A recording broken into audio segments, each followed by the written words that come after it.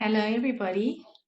I am your FTI Red Chair coach, and today I want to go through a presentation of mine, which will be part of our next online course that I'm busy developing. And it talks about how to create an environment that promotes innovation. So I'm going to share my screen with you and I'm going to walk you through the presentation so that we can all start to understand what this term innovation really means and how to create that environment that actually promotes innovation. So give me a moment, share my screen with you. Go, share. Okay, so there's my screen. So the topic is how to create an environment that promotes innovation and creativity. And this is phase one. Moving along, let's have a look at what is actually the definition of innovation. And the definition that I found is that innovation is incrementally making enhancements or changes to products and services or technologies to advance economic and social purpose. Oftentimes we think that innovation is this one big thing that needs to happen, and it isn't so. It can make small adjustments and change your product and change your service by making slight adjustments and incrementally making those changes. It doesn't have to be one big bang innovative approach. So that is then our definition. Going to the next slide. So what is this thing and how do you create a culture of innovation? This I got from a podcast that I have listened to, and it was read by Eric Douglas. And he has a book called The Leadership Equation, and in it, he shares 7 powerful ways to create a culture of innovation. And I thought, let me share that with you because I agree with this, and it is certainly a good way to build a culture. Because you cannot just expect that innovation is going to happen and that everybody is going to embrace it. It's a process and it doesn't just come from one conversation. It's an ongoing process throughout your organization and how you deal with your teams. So I think it was important for me to share with you these powerful ways of how to create a culture of innovation. Let's look at number 1.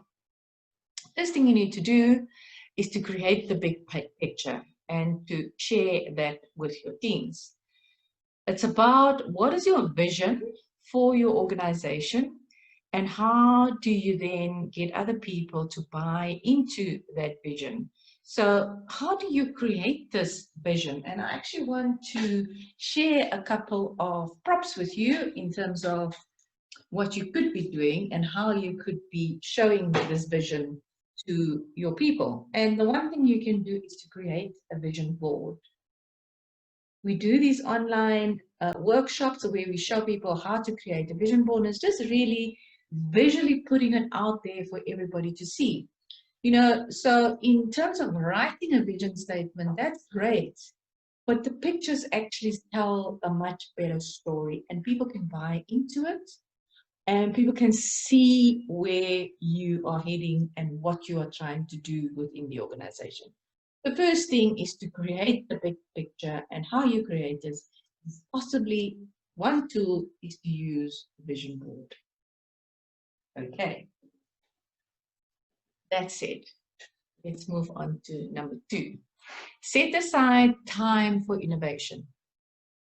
Allow people the time to think and come up with innovative ideas. You know, we're all extremely busy, and yes, we have a certain job function to fulfill, but if we want everybody in the organization or everybody in the team to participate and to come up with innovative ideas, we have to allow the time for it. Other big organizations where it's been successful at least put aside at least 15% of your time, and you can calculate that. You can work that out. How many days in a month is that? What is it? Is it an hour a day, what makes up 15% of your time to be able to set aside for your people, to think creatively, do things differently, and come up with innovative ideas? It's very important. So that's number 2. Let's look at number 3. Form small teams who can learn from each other and who can grow with each other. We can all learn something from another person and from a team. And when you are cohesive in a team, it's so much easier to start talking around innovative ideas and get the creative juices flowing within those teams. Make it informal teams. It doesn't have to be such a formal structure. Put people together, let them choose which teams they want to belong to, because there's nothing worse than throwing people into a team and they don't actually want to be there. But it is very important to also find people who think differently. You know, we often want to be with people who think like us. That's not necessarily the right way to go and be creative. Put teams together and let people go into teams where they can challenge one another, challenge thinking, and allow for the creativity to start working. Number 4, which is my ultimate best, make it fun. Let the teams go out and do something fun. You know, to call people into a normal meeting room and make them think creatively isn't necessarily going to work. To get people to go out there, find different ways, different places, create new sceneries. You know, like for example, I want to show you another prop. One night I went out with a team of people. It was my birthday, and we were taught how to paint. And we all created these trees that we all painted, and we were taught how to do this. And it was such an interesting and a fun, loving evening. So make it fun. It doesn't have to be same old all the time. It can be fun and allow people to have fun with creativity. Number 5, delegate authority. There's nothing worse than micromanaging people into doing things the way you want them to do it. Micromanagement kills innovation. It kills creativity. So give people the authority to let their minds run free, let them make decisions, let them be creative. And don't micromanage. Micromanage has its place, but not in creativity or innovation. Redefine failures. The most innovative ideas have come from failures. I always say there is no failure, there is only feedback. And if you can look at failure like that, instead of blaming and someone has made a mistake and you hit them with a big stick, rather allow that failure to become a learning opportunity so that we can learn from the failures rather than making it seem like people, you know, if you're going to have the big stick out and the whip when there's been a mistake, people will not try again. So it's rather best to say there is no failure, only feedback, and utilize it to create new learning opportunities. And then last but not least, drive fear out. Fear stifles innovation. You need to work on the emotional intelligence of your management teams. And there's another little prop I want to show you. It's a book. It's a notebook I've got. And on it, it says, everything you've ever wanted is on the other side of fear. And that statement is by George Adair. And I love it because it says that if you take fear out of the equation, everything that you've ever wanted is going to come. You have to allow people the freedom and not be fearful of making mistakes, not be fearful of speaking up, not be fearful of sharing their ideas. And that, in a nutshell, are the 7 most powerful ways that you can create a culture of innovation. Okay. I have a little exercise here I'd like you to think of doing, and that is to analyze the opportunities for innovation and creativity in your own environment. So let's look at how we're going to unpack this activity.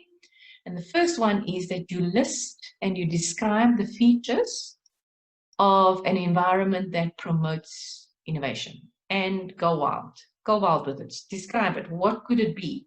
We are going to be discussing the features later, but I'd like you to do the exercise and see what you can come up with. Okay, so the first one is list and describe the features of an environment that promotes innovation. The second one is, does your environment promote innovation and creativity? Go and critically look at what you're currently doing. What does your environment look like?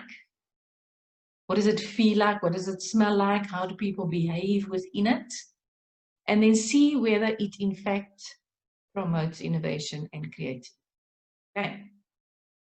And I'd like you to discuss that. And then what are the areas that can be improved upon? You have to look at it with critical eyes. Remember, there's no failure, only feedback, and be open in how you look at things. Go and talk to others and see what you can do with your environment. And we will be unpacking this activity in our next video. So this is the end of our video for now. I'm going to be posting this on my YouTube channel. I'd like you to watch it and think about this. This is a course that will be coming out soon, and there'll obviously be much more detail in the course. It will be running through the month of August from the FTI team. And so I hope that you've enjoyed this short snippet as phase 1, and that it will interest you, and do this activity, and we will see you in the next video.